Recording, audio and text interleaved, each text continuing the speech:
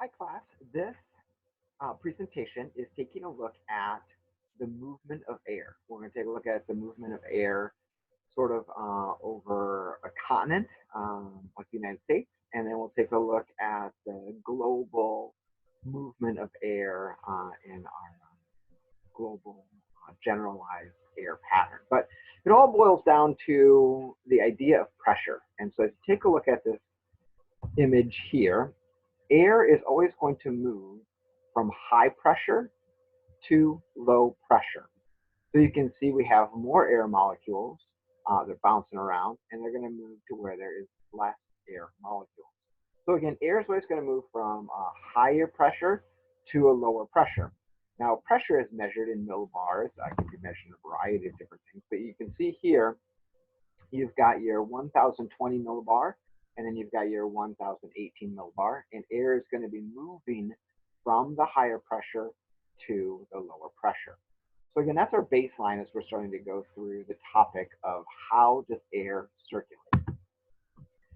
I've got a couple videos that are going to be looking at the Coriolis effect, but this definitely plays when we're talking about global prevailing winds and winds over top, say, of the United States. Because Earth is moving, it's spinning. The air is spinning underneath the Earth that is moving, and so the winds are going to be deflected to the right in the northern hemisphere, and they're going to be deflected left in the southern hemisphere. The most of the deflection is near the North Pole and the South Pole, and near the equator there is no deflection. That effect is called the Coriolis effect, and we'll see that in some of those little diagrams that I'm going to be going over to you.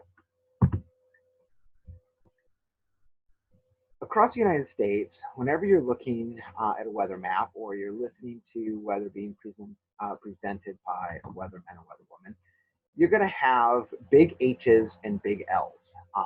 The H's and L's are called, again, high pressure and low pressure. And the way that they move is either cyclonic or opposite of that, anticyclonic.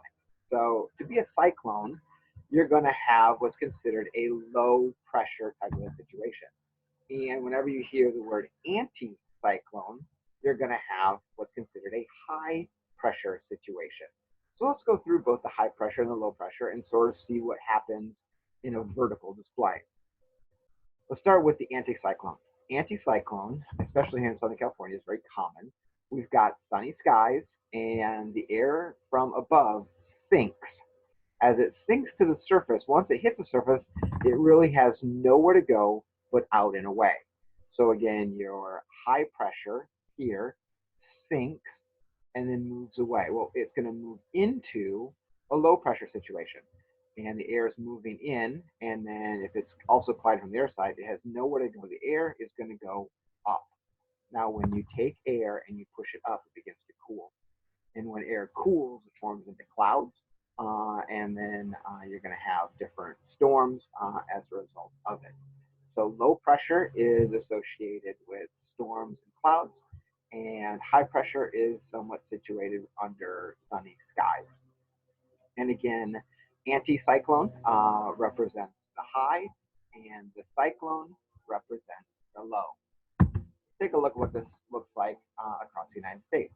So across the United States, the jet stream actually will pull weather across, and you're going to have what's considered, and you may hear this when a weather person is talking, a ridge of high pressure or a trough of low pressure.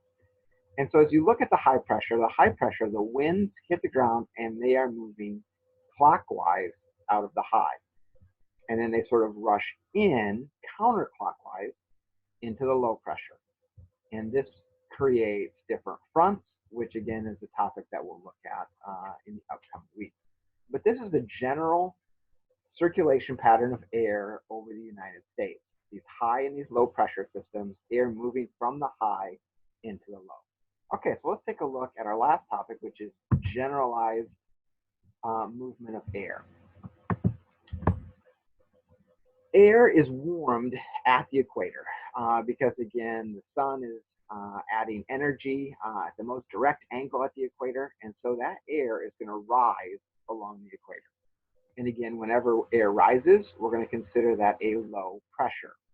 It's going to go up to the top of the atmosphere, and you're going to see that the air begins to move to the north and to the south. That is called the cell of air, and it was discovered by Hadley. So it's called the Hadley cell circulation. Now that air sinks here roughly 30 degrees north and 30 degrees south. So that region is considered a high pressure zone.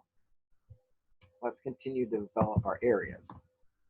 So then at the surface, air is going to be moving out. It's going to be moving out and towards the equator, which is called a trade wind. And the winds in the northern hemisphere are coming from the northeast.